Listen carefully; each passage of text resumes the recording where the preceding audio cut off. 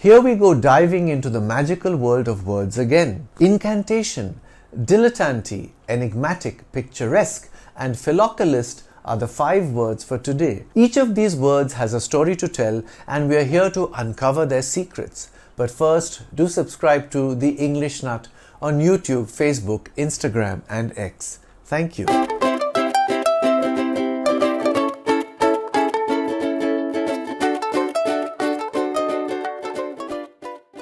An incantation is a series of words spoken as a magic spell or charm. The word evokes images of wizards, witches, and mysterious rituals where language itself holds power. Incantations are found in cultures all around the world, from ancient Egyptian prayers to modern-day Wiccan rituals. They often blend the power of language with the belief in the supernatural. As the priest uttered the incantation, the sacred fire roared to life. The incantation was whispered under her breath, summoning the spirits of the forest. Incantation derives from the Latin incantare, meaning to chant or to bewitch. It's related to the word chant, emphasizing the rhythmic and repetitive nature of these magical words. Poetry is not a fancy way of giving you information. It's an incantation. It is actually a magic spell. It changes things. It changes you, said Philip Pullman, who, according to the Times, is one of the 50 greatest British authors since 1945. Jennifer McMahon, New York Times best-selling author, wrote in her book Don't Breathe a Word, she closed her eyes, said the 4 most comforting words she knew. Once upon a time. An incantation. The word incantation was suggested by Akyet Aram. A dilettante is someone who dabbles in various fields of art or knowledge, but without deep commitment. The word often carries a slightly negative connotation, implying a superficial or amateurish approach. But hey, being curious about different things isn't necessarily a bad thing. His interest in photography was that of a dilettante. He never invested in professional equipment or formal training. The true dilettante dedicates his leisure hours to pursuits he loves without the pressure of needing to become a master.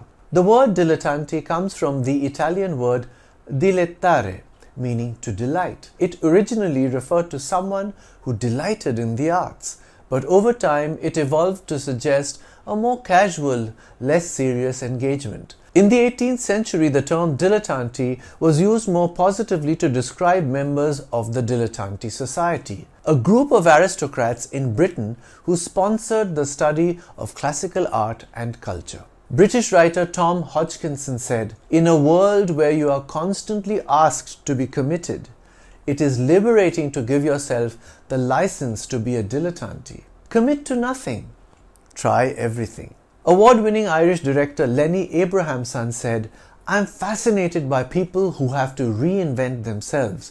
I did it a few times. I was going to be a physicist before I was passionate about philosophy, and I realized that one more change and I'm going to start looking like a dilettante." I guess his last reinvention, when he became a film director, ended up being permanent. American artist, photographer and diarist Peter Beard said, "I don't mind the word dilettante. A dilettante means someone who does what he loves." The word dilettante was suggested by Saurabh Agarwal.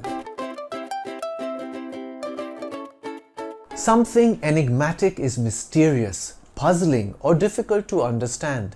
It's the kind of word you'd use to describe a cryptic message or a person who is hard to figure out. The Mona Lisa's enigmatic smile has puzzled art lovers for centuries. The detective found the case to be more enigmatic than he had anticipated. Her enigmatic behavior left everyone wondering what she was really thinking. Enigmatic comes from the Greek word enigma, meaning riddle.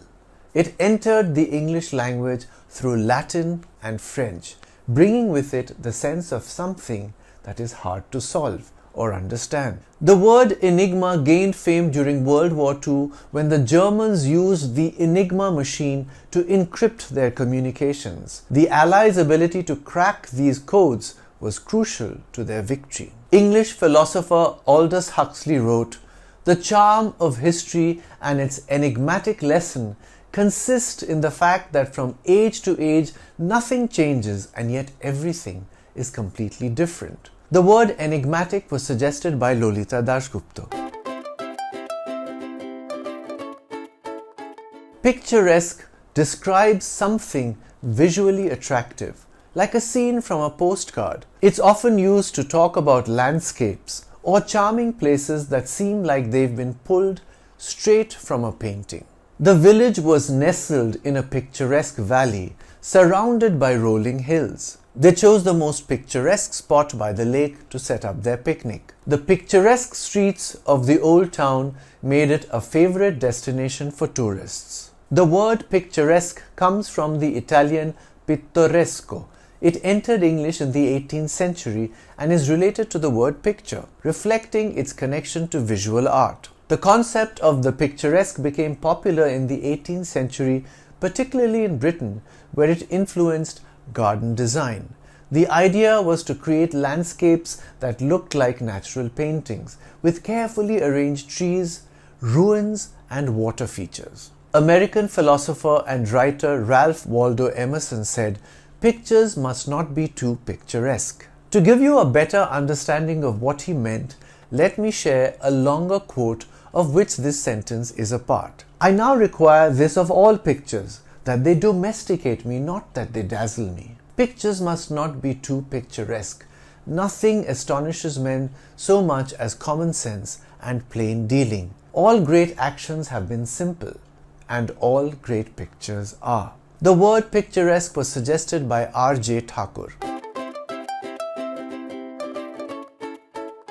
A philocalist is someone who loves beauty, particularly in nature, art, and people. It's a rare word but a beautiful one, perfect for those who appreciate the finer things in life. As a philocalist, she spent her weekends exploring art galleries and botanical gardens. The philocalist in him couldn't resist capturing the sunset on his camera. Her home was filled with art and flowers, a true haven for a philocalist. Philocalist comes from the Greek words philos, love, and kalos, beauty. It literally means a lover of beauty. Though not commonly used, philocalist is a word that resonates with those who find joy in the aesthetic aspects of life, from the natural world to artistic expression. Geetanjali Dean wrote in her website called philocalist.net, "As philocalists, we see beauty in all things. Even through the darkness, we recognize that without duality,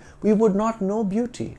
We choose to see the light. Our darkest moments are our biggest teachers.